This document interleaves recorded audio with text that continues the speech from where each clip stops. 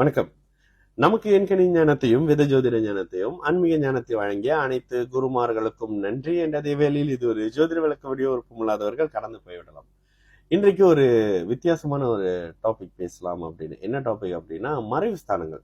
உங்களுடைய ஜாதகத்துல இயல்பாக மறைவு ஸ்தானங்கள் அப்படின்னு சொல்றது லக்னத்தின் 3, 6, 8, 12ஆம் பாவகங்களை மறைவு ஸ்தானம் அப்படின்னு சொல்லப்படுகிறது. ஓகேங்களா? இந்த பாவகங்கள் நீங்க எந்த லக்னமாக இருந்தாலும் அதுல உங்களுடைய லக்னத்தின் நேர் 7ஆம் பாவகம்னு ஒரு விஷயம் இருக்கும். அதாவது உங்களுடைய பார்வையில இருக்கிற நேர் அந்த 7ஆம் பாவகம். இதுல எப்பொழுதுமே ஒரு தனி மனிதனால ஒரு 6 ராசிகளை மட்டுமே தொடர்பு கொள்ள முடியும் அப்படின்ற மாதிரியான ஒரு விதியும் இருக்கு ஜோதிடத்துல. எப்படி அப்படின்னா, ஏதாவது ஒரு அகண்ட ஒரு இதான இடத்துல போயிட்டு ஒரு திடல்னு வச்சுக்கோங்களேன். இந்த மாதிரி ஒரு ஃபுட்பால் ஸ்டேடியம், அந்த மாதிரி ஃபுட்பால் ஸ்டேடியம் வரக்கூடாது, ஏன்னா அது ஒரு மாதிரி இருக்கும். ஒரு இடத்துல நீங்க படுத்து இப்படி வானத்தை பாக்குறீங்க, அப்படி பாக்குறீங்க அப்படின்னா உங்களுக்கு 6 ராசிகள் தெரியும். ஓகேங்களா? அதாவது உதாரணத்துக்கு நீங்க ஒரு சிம்ம லக்னமாக இருக்கீங்கன்னு வச்சுக்கோங்களேன்.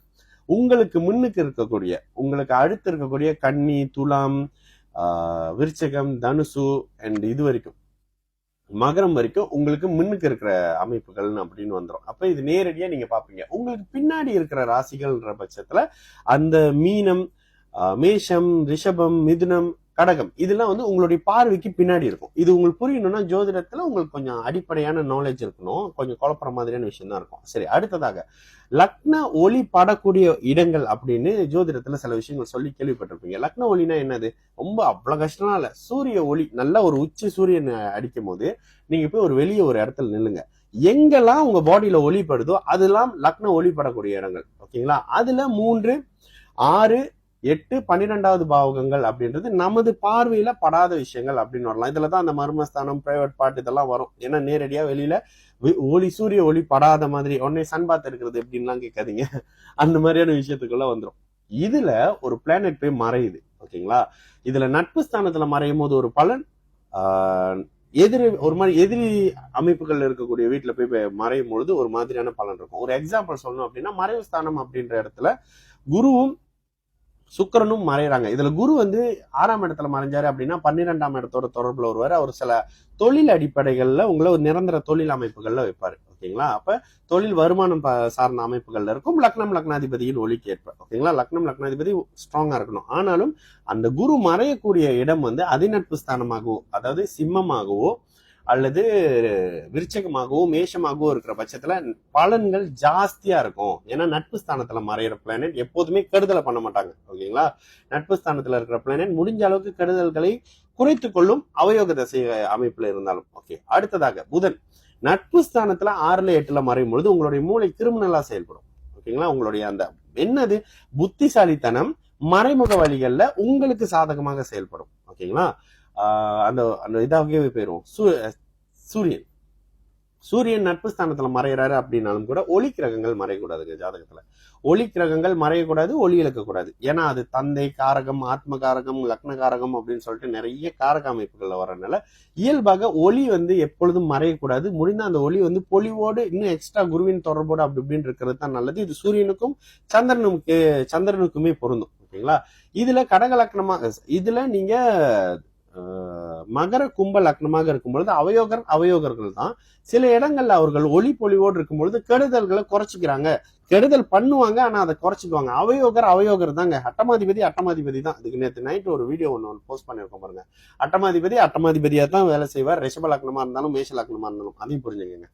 அதுக்கு பிறகு செவ்வாய்க்கெல்லாம் வந்து இயல்பாக சூட்சும வலுவும் சுபத்தன்மையும். குறிப்பா ஒரே விஷயங்க, நேற்று ஒருத்தரோட பேசிட்டு நீங்க மெடிக்கலா இல்ல மெடிக்கல்ல தான் இருப்பீங்க பிரதர் அப்படின்னு சொல்றேன். ஆமாண்ணே, நான் மெடிக்கல்ல இல்ல, டாக்டரா இருக்கேன். நேத்து அவரு அந்த வீடியோ எல்லாம் பாக்குறாரு, யூடியூப் வீடியோவை அவ்வளவு நேரம் பார்த்திருக்காரு, அதெல்லாம் சொன்னாரு. சோ இந்த விஷயங்கள்லாம் எப்படி சொல்ல முடியும் அப்படின்னா, செவ்வாயின் சுப அமைப்பு. சோ செவ்வாய் வந்து இயல்பாக இருக்கும் பொழுது, செவ்வாய் என்ன மறைஞ்சு நட்பு ஸ்தானத்துல இருக்கும் பொழுது தன்னுடைய கோபம், அவசர கொடுக்கத்தனம் இதெல்லாம் வந்து மறைவாக இருக்கு அப்படின்ற கேட்டகரிக்குள்ள வந்துடும். ராகுவும் கேதுவும் எடுக்காதீங்க. ராகுவும் கேதுவும் வந்து மறைவு ஸ்தானத்துல ஒரு மாதிரி நல்ல மறைவு ஸ்தானத்துல இருக்காங்க அப்படின்னா 8ல எல்லாம் இருக்கக்கூடாது. 8ல இருக்கிறாரு, 12ல கூட பரவாயில்ல. 8ல ராகுலாம் இருந்தாருன்னா ஆயுள் சம்பந்தப்பட்ட விஷயத்தை நிச்சயமாக கெடுப்பாரு அப்படின்றதையும் மைண்ட்ல வச்சுக்கோங்க. அடுத்ததாக குரு சொல்லிட்டோம்.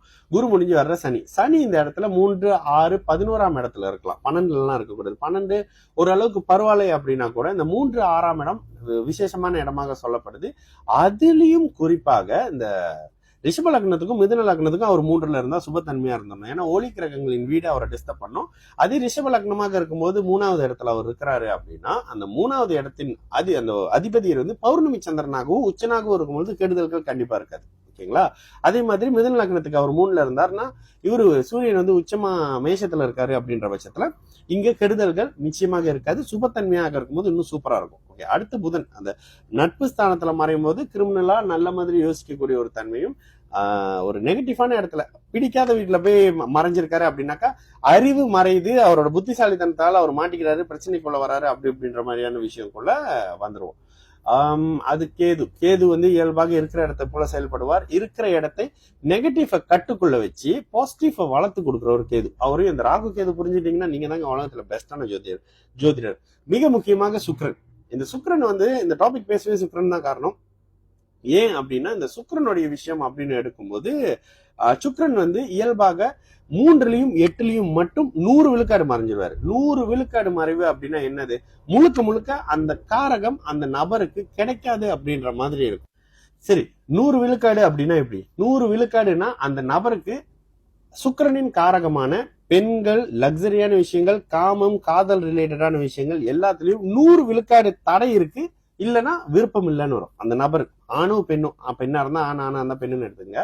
காமம் சார்ந்த விஷயத்துல, காதல் சார்ந்த விஷயத்துல, பெண்கள், லக்ஸரி இது மாதிரியான அமைப்புகள்ல அவருக்கு விருப்பம் இல்ல விருப்பம் இருந்தும் கிடைக்கலன்ற 2 ஆப்ஷன்ல வரும். இதுல அவர் 3லயும் 8லயும் 100% மறைவாரா? இந்த ஜாதகத்தை வச்சு துல்லியமா சொல்லிடலாம். அவங்களுக்கு எதிர்பார்க்கறது கிடைக்க மாட்டேது, இல்ல எதிர்பார்ப்பே இல்லாம இருக்காங்க.